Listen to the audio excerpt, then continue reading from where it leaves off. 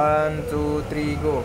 Hello Gunners, welcome back sama gua Vero di segmen review Arsenal. Oke, barusan gua nonton Arsenal, lebih ke highlights lah, bukan ke pertandingan full. Arsenal melawan Brentford di kandangnya Brentford ya, di Kita Community Stadium yang skornya 1-0 dengan Arsenal menurunkan yang bisa dikatakan 80-90% pemain lapis 2 semua. Dan buat gua ini sangat cenderung lebih ke ugly win nih. Kenapa alasan gua ngasih ugly win? Langsung kita bahas. Oke, karena gua nggak nonton full matchnya, jadi gua hanya menilai berdasarkan highlights, yang dimana highlights cuma 10 menit, beda sama IPL yang mungkin ada fitur 20 menitnya, bahkan full matchnya. Nah, menurut gua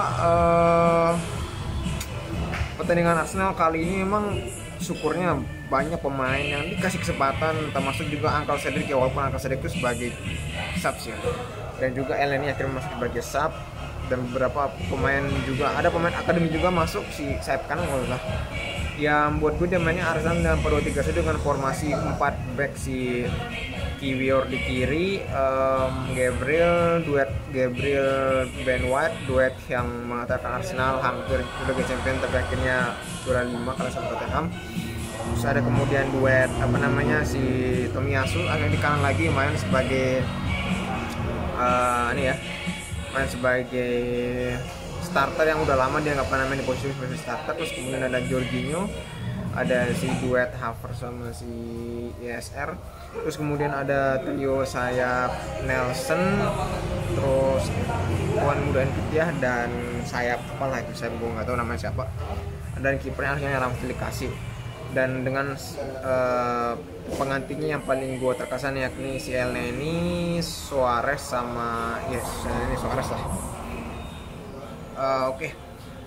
Gue melihatnya di Arsenal di sini ini menyerangnya masih kurang solid ya. Mungkin seperti biasa kalau Arsenal ini gue lapanya oke, tengah lapangan oke, tapi ketika seperti lapangan musuh itu udah kayak kelabakan. Dalam artian kelabakan kayak bingung kreativitasnya bagaimana karena emang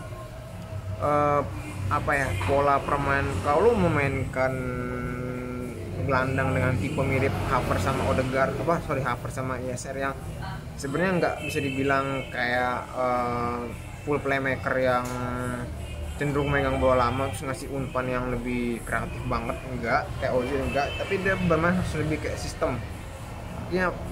Pemain dengan gelandang yang tipe seperti ini itu butuh sistem sehingga mereka bisa sehingga kekuatan kreativitas mereka dalam sepak bola modern tuh bisa tergunakan gitu. Beda sama playmaker jadul macam Bruno dan Ozil yang dimana dikasih kebebasan buat menentukan arahnya bola, tapi pemain-pemain kayak ESR, Havertz tuh nggak seperti gitu. Mungkin kalau Odegaard masih bisa lah ya, terus sebagai playmaker real, tapi mereka perlu itu beda gitu.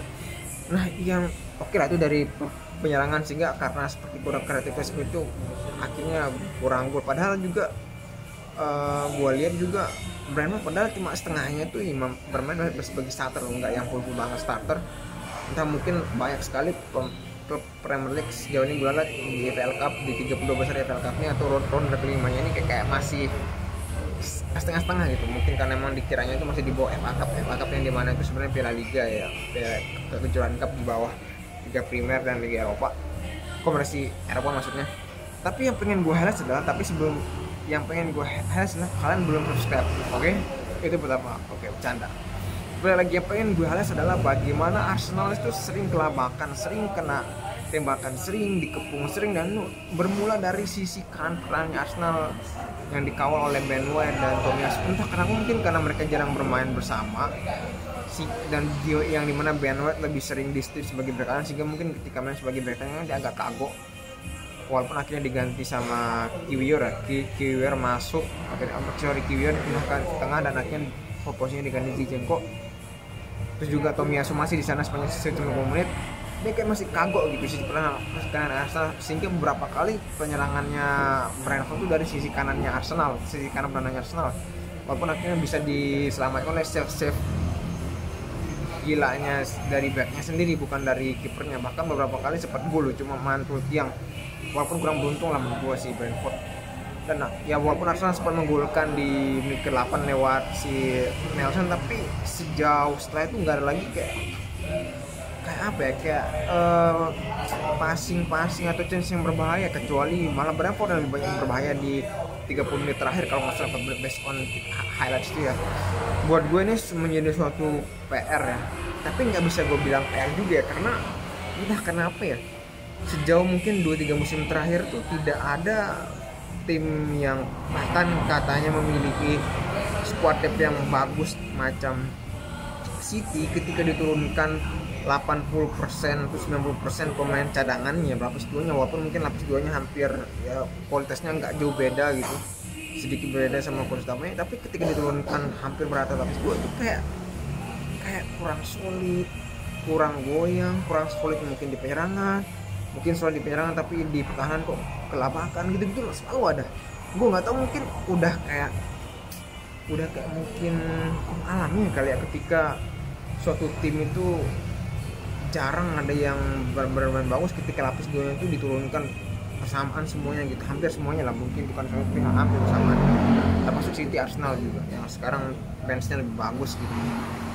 Menurut gue ya lebih bagus, tapi ya sekali lagi sebenarnya dengan akhirnya Suarez, Elneny balik ya, gue syukur kedalamannya lebih dalam lagi, walaupun lebih dari sisi kuantitas bukan dari sisi kualitas ya, karena kan dirumorkannya beberapa pemain yang cedera seperti Martinelli, Saka, Declan Rice cedera ringan akan bisa balik, mungkin City udah bisa balik, mungkin Bournemouth masih dicadangin walaupun masuk sebagai sub, mungkin Trossard sama Partey yang masih agak belum bisa balik lah, tapi setidaknya pemain di lapisnya mereka udah bisa balik tuh.